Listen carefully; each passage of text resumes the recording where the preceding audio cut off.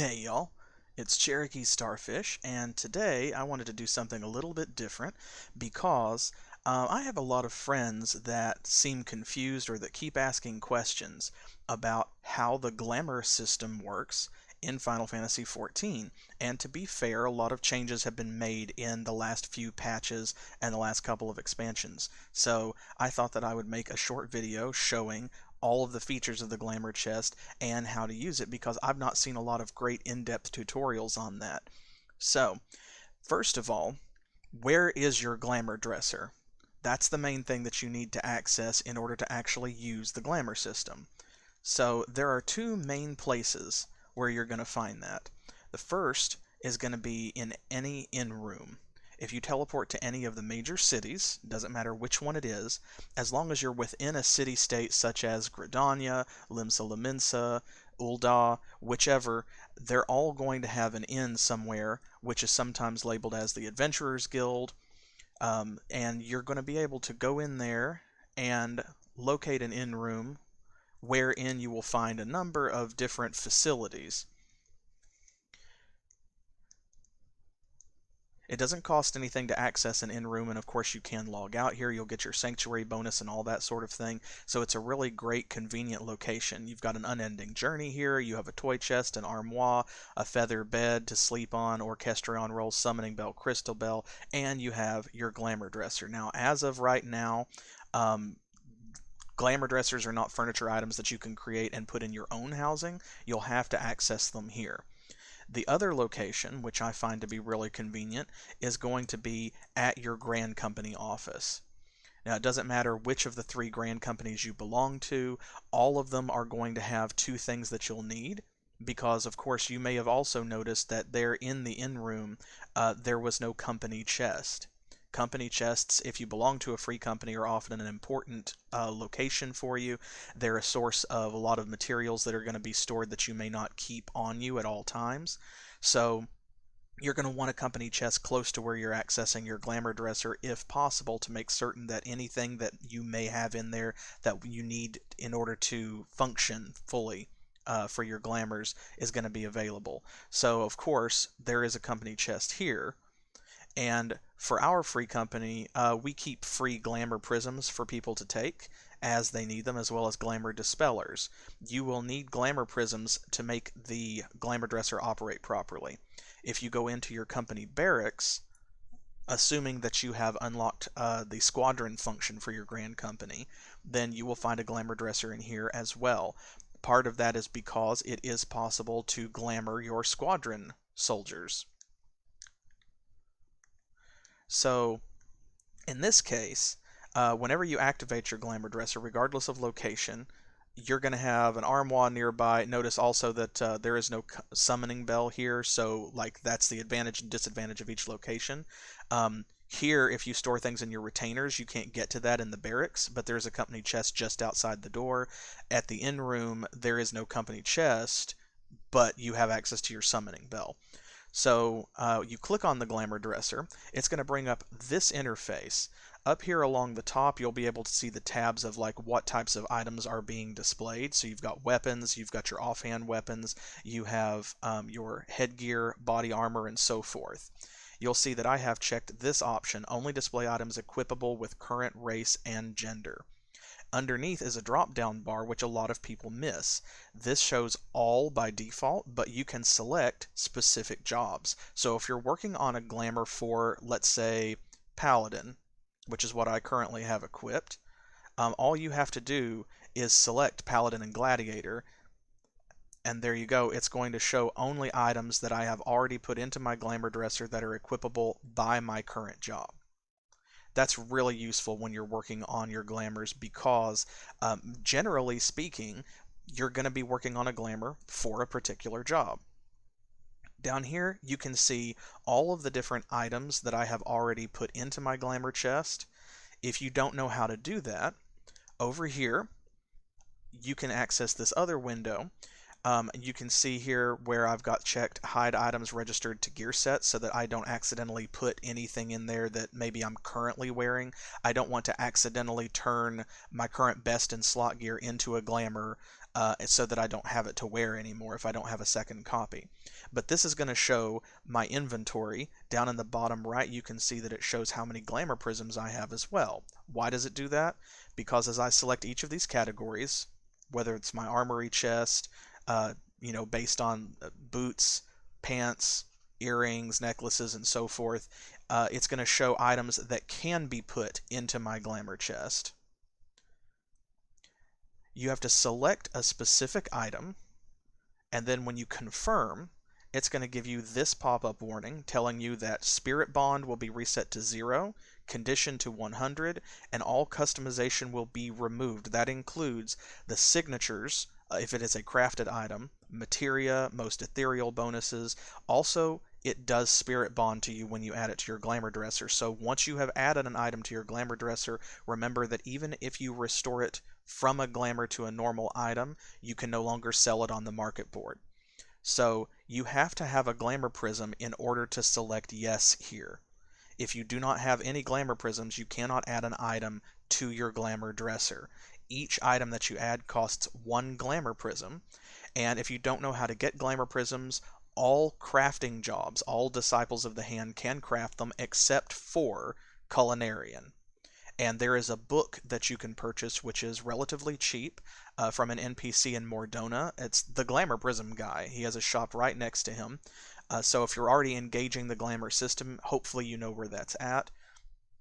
Otherwise, you can also purchase Glamour Prisms from your Grand Company Quartermaster for 200 Grand Company seals each.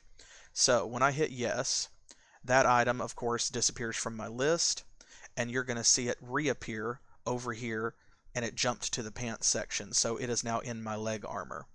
Now, from this menu, you can see that some of these items, of course, are dyeable and some of them are not, as indicated by the little dot in the top right-hand corner of their icon.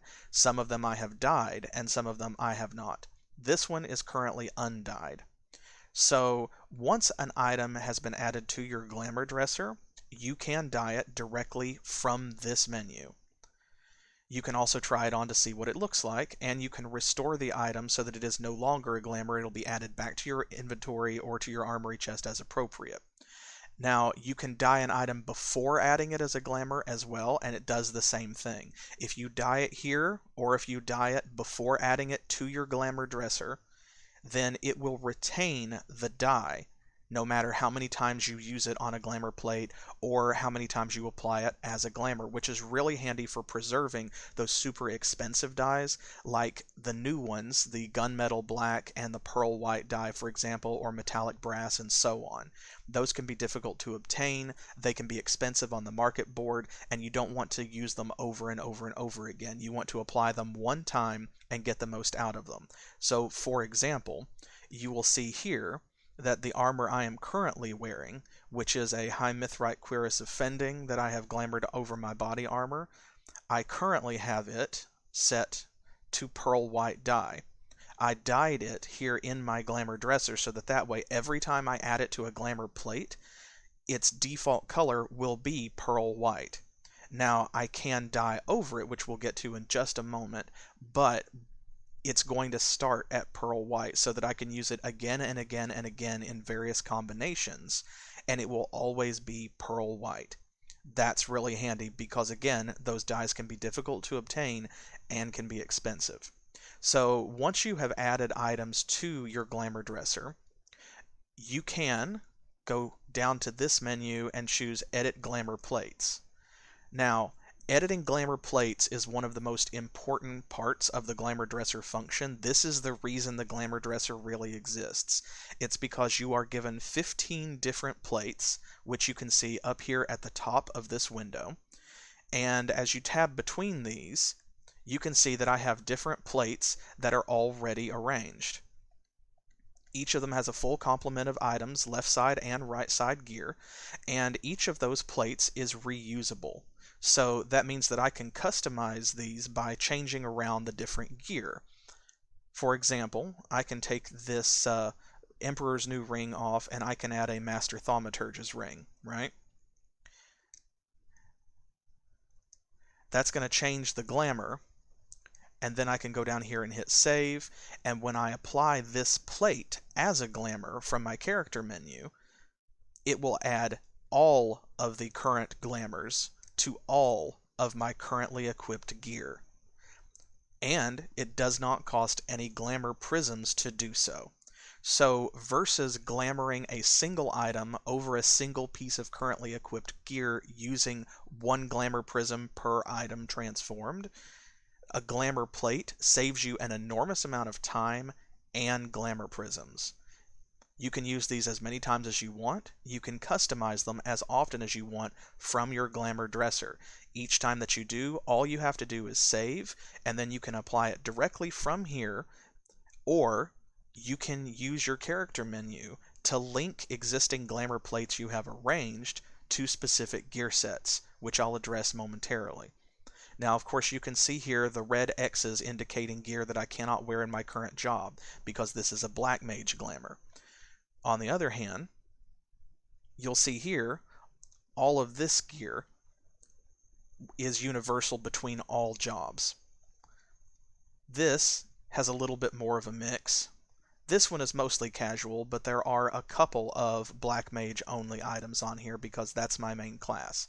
So each of these glamour plates is going to be optimized for a specific job.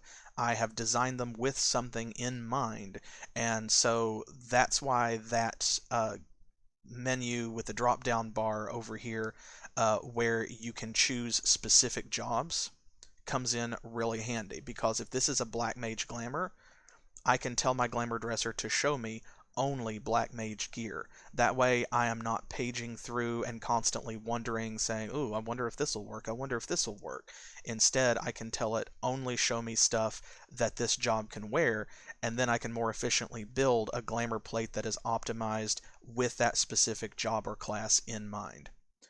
So now once I have saved a glamour plate or added gear to it, you can also change things here. For example, you'll see here that this replica Allagan tunic of casting is already pre-dyed with general purpose metallic blue. So I can change it to another item, sure, but by default this item has been set to metallic blue because that's what I wanted to use it as most often. If I wanted to change the color of this item, rather than changing it to a different version of the same item that has been saved as a different color, and forcing me to use multiple copies of this Allagan tunic over and over, dyeing it again and again, and re-adding it to my glamour dresser, taking up multiple slots, I can add it here as the metallic blue, and then I can open the context menu and I can dye it again. Let's say that I add the pearl white dye, for example. See down here how it says reflect. I can change this item as part of the glamour plate using a dye from my inventory.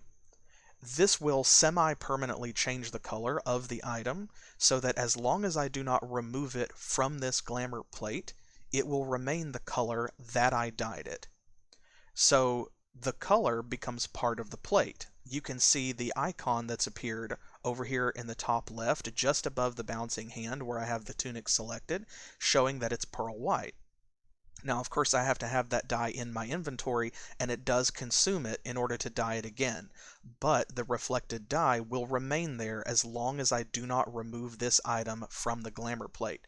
So in that way, you can use cheaper dyes, for example, and you can sort of color over more expensive dyes without actually losing the more expensive dye, because you can see that the base color, as indicated by the icon and to the right over in the glamour dresser menu, it actually is still metallic blue underneath.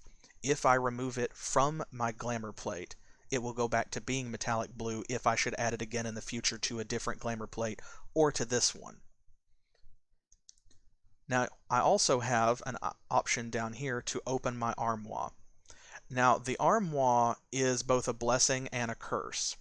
The Armoire can only store certain gear. Mostly this is seasonal gear or event gear that you might have gotten from, for example, Heaven's Turn or All Saints' Wake. It will also store some achievement gear, such as the Chocobo suit.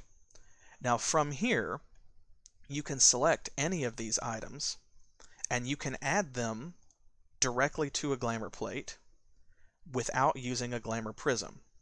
Of course, storing an item in your armoire is already free. Now, once you've done that, however, note that if the item is dyeable, for example, something like, say, the Legacy Warrior Mail, it is reset to its default color when you store it in the armoire, and you cannot dye it from there. This is where the curse part comes in.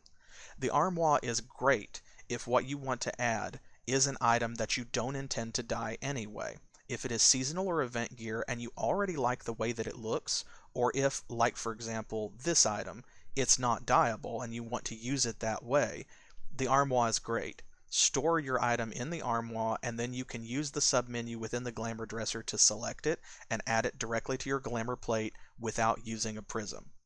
However, if you want to use an item that is dyeable, then you will either have to take the item out of your armoire, dye it normally, and then add it to the glamour dresser in order to use it as that color every time, such as my metallic blue on the Allegan Tunic of Casting, or you will have to add it undyed in its normal base state from the armoire, and then you will have to reflect the dye onto it, as I did a moment ago, once it is part of the glamour plate. That, of course, means that if it's removed, you lose the dye. It will be returned to the armoire in its normal state, and if you add it to a different glamour plate, it will not be dyed. It will be the base color. So, if you have a piece such as this one that you like and want to use over and over again for multiple glamours, then you'll probably want to dye it and add it to your glamour dresser with that expensive dye or what have you, rather than storing it in your armoire. Then it will cost a glamour prism, but it will be dyed and it will stay pearl white or metallic brass or metallic sky blue or what have you every single time that you add it, because now you've changed the base color. So leaving the glamour dresser for a moment, I'm going to open my character menu. And what you're going to see is all of my items are currently glamored. As with a normal glamour, of course, using a glamour plate means that you can still tell what you actually have equipped, and hovering over it gives you the context of what glamour has been applied and what color it is. This is not my base gear. Rather, this is my base gear. You can tell that it's been glamored thanks to the little plus sign in the corner that shows that a glamour has been applied. In the case of one where it's been dyed, it also shows the color, and hovering over it shows you what the glamored item and color actually is, as per usual. Now, of course, because I'm using so many glamours here, that would cost an enormous amount of prisms if I wasn't using the glamour dresser. What I have done, however, is linked a glamour plate that I have prepared to this gear set. So here, when you go to choose your gear set and change your job, you will see all of my different sets listed, and to the right of them, you'll see this icon that looks like a hand of cards. Each one of those has a number, and that number, it corresponds to the glamour plate that I have prepared for this job that I'm currently using. For example, my Paladin gear set is currently linked to plate number 12. So, you select a gear set, open your context menu, and you will see an object or a selection down here that says link to glamour plate. I can remove a glamour plate link that's already existing, or I can change one. So this one is currently set to number 12. I could change it to number 11, to number 10, or to any of the glamour plates that I currently have prepared. Once a glamour plate is linked, you'll get that icon, and then every time that you change to that job, you will get a notification that glamours have been appropriately applied if you are in an area where you can do so. Now, keep in mind, glamour plates have certain restrictions. They only work if you are in a major sanctuary. Those include all of the city-states and certain major areas that are non-PvE or PvP, such as Rhalgr's Reach and Idleshire. If you are in any of those areas and you switch gear sets,